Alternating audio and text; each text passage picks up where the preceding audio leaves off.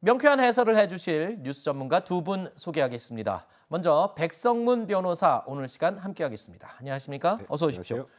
이어서 김수민 시사평론가도 함께하겠습니다. 안녕하십니까? 어서 오십시오. 자, 국민의힘 이준석 대표 이야기로 시작을 해보겠습니다. 국민의힘 이준석 대표가 요즘 갈수록 궁지에 몰리고 있습니다.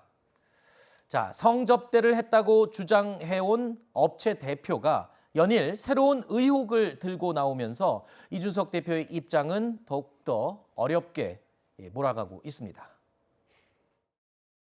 다 합치면 한 20몇 번이에요. 그래서 이걸 다 이제 포괄 일제로 볼 경우에는 공소시효 문제는 뭐 전혀 문제될 게 없습니다. 의전 관련해서 그 날에 있었던 일들, 일정표, 그리고 카드 지출 내역, 김 이사가 대납한 것을 다시 환불한 내역, 네, 이런 것들이 다 있습니다. 관계자들이 진술을 했는데 전부 다 일치하는데 그들의 진술의 신빙성을 할 만한 내역들이라고 보시면 됩니다. 진술이 너무 구체적이어서 이거는 빼도 박도 못해요.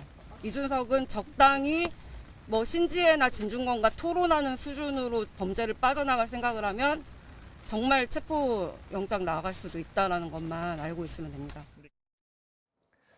자, 김 대표 측 변호사의 이야기를 지금 들으신 건데요. 지금 진술이 아주 구체적이다. 그리고 진술을 뒷받침만 할 증거들, 물증들까지 제출했다고 이야기를 하고 있습니다. 자, 이준석 대표의 소환 조사도 얼마 남지 않았다 이렇게 느껴지는데요. 더군다나 이준석 대표가 더 적극적으로 대응을 하지 못하는 이유 중에 하나가 저쪽에서 어느 정도의 증거와 물증까지 갖고 있는지를 전혀 모르기 때문에 지금 적극적인 대응을 못한다는 얘기도 들리던데요. 근데 사실 지금 이준석 대표가 어떤 특정한 적극적 대응을 하기는 좀 어려운 상황입니다. 지금 네. 말씀하셨던 것처럼 본인이 일단은 이준석 대표의 주장으로는 그런 일이 없었다고 하는데 없었다고 하는 걸 저쪽에서 뭘 들고 주장하는지 알 방법이 없죠. 그렇죠. 그러니까 아닌 걸 아니라고 주장하는 건 사실 생각보다 굉장히 어렵습니다. 또 거기에다가 지금 김소연 변호사 얘기로는 그 당시 뭐 일정표, 카드 지출 내역 이런 기타 물증이 있다고 하는데 사실 저는 그게 개인적으로 물증이 될지는 잘 모르겠어요. 네. 그 개인적으로 써놨던 것들 혹은 카드 결제 내역이 거기에 이준석 대표가 있었는지 입증할 수 있는 것인지는 제가 지금 확인을 안 해서 잘 모르겠고 이제 관계자들의 진술까지 전부 다 일치한다. 네. 이런 표현까지 썼는데 이제 수사기관에서 보기에 저 정도라면 충분히 확인해볼 필요가 있다는 정도의 생각이 든다면 네. 이준석 대표를 소환할 수 있는 거고요. 네. 통상적으로 이런 고소나 고발 사건 같은 경우에는 상대방을 소환합니다. 원래는. 네. 근데 이거는 이제 이준석 대표는 어쨌건 여당의 당대표 아니겠습니까? 네. 소환하는 것만으로도 사실 대중들에게 유죄 심증을 줄 수도 있단 말이죠. 그래서 네. 다른 사건과 달리 소환에 대해서는 좀 경찰이 좀 더 신중하지 않을까 이런 생각이 좀 드네요. 자, 이번 조사에서 이 성접대 의혹을 주장하고 있는 김 대표 측은요. 이준석 대표의 알선 수재 혐의도 주장하고 있습니다. 그러면서 이렇게 얘기했습니다. 대통령을 모실 수 있는 방법에 대해서 그럼 네가 좀 생각을 해봐라. 방법이 있느냐 했더니 이제 구체적으로 2명의 사람을 들이대면서 자기가 어떻게 힘을 써보겠다 안내를 했고 자기가 도와줄 수 있다라고 표현을 했고 이게 아마 알선수재의 핵심이 될 것 같습니다. 2명 중 1명은 형님처럼 모시는 국회의원이라고 했고 1명은 기업가더라고요. 들으신 것처럼 김성진 대표 측은요. 이준석 대표가 박근혜 전 대통령과 만날 수 있도록 당시 대통령이었죠. 힘써주겠다고 말을 했다는 건데 글쎄요. 그러면서 두 사람을 언급했어요. 이 형님처럼 모시는 국회의원과 기업인 이렇게 얘기를 했습니다. 조사가 진행되면 이 사람들의 신원도 혹시 공개될 가능성이 있을지요? 네, 일단은 이준석 대표는 그 형님처럼 모시는 국회의원과 기업인이 도대체 누구냐 한번 대봐라 이렇게 반박을 했고 이 부분은 뭐 앞으로 더 추가로 검증을 해봐야 될 영역이 있겠습니다. 중요한 거는 일단은 김성진 대표 측에서 제출했다고 하는 그 자료들의 신빙성을 먼저 따지는 것이 이제 1차적인 관건이 되지 않을까 싶고요.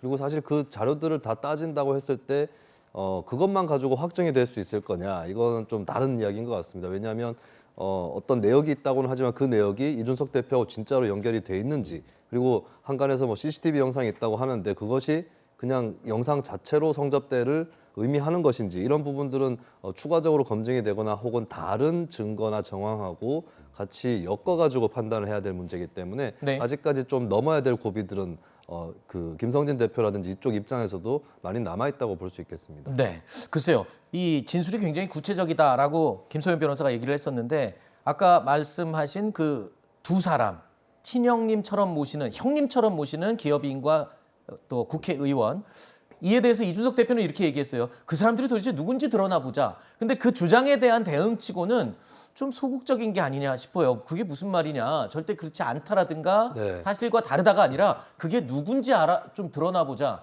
이런 대응이 이게 좀 맞는 대응인가 이런 생각도 들어요. 누군지나 들어보자는 것은 이제 뭐 아니다라는 표현의 다른 표현이라고 일단 봐야 될 것 같고요.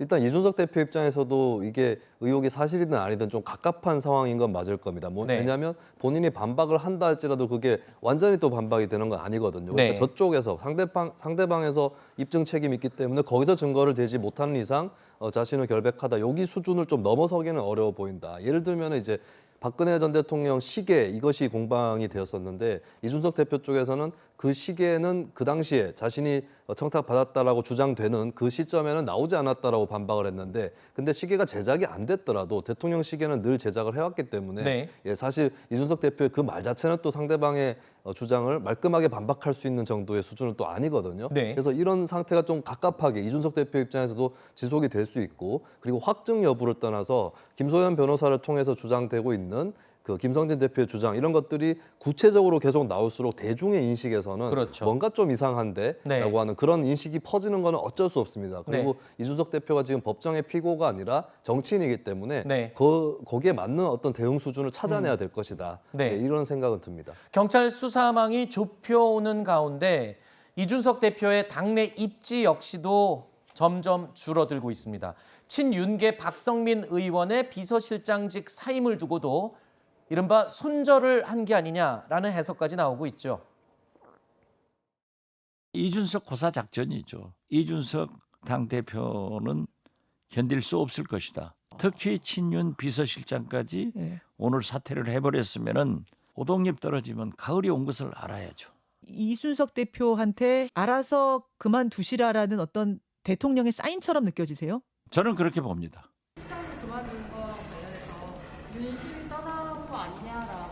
뭐 그런 해석은 가능하겠지만 어제 박성민 의원과의 대화에서 뭐 그런 내용은 없었습니다. 딱히. 일단은 뭐 이 순방길에 나설 때 오지 말라고 했다는 것과 그리고 또 이 앞으로 만나려면 이 만나는 이유에 대해서 밝히라고 대통령실에서 이야기를 했던 것, 뭐 이런 것들을 쭉 종합해 볼 때 이미 윤심은 떠났다. 이렇게 그냥 기정사실로 받아들이는 것 같습니다. 분위기가. 네, 근데 방금 말씀하셨던 것들이 어느 정도 사실인지는 좀 규명이 안 되는 것 같아요. 그리고 반박에 대한 반박 보도도 좀 있었던 것 같은데, 근데 어쨌든 윤석열 대통령은 이 문제에 대해서 좀 직접적으로 관여를 하지는 않는 모습이었었거든요.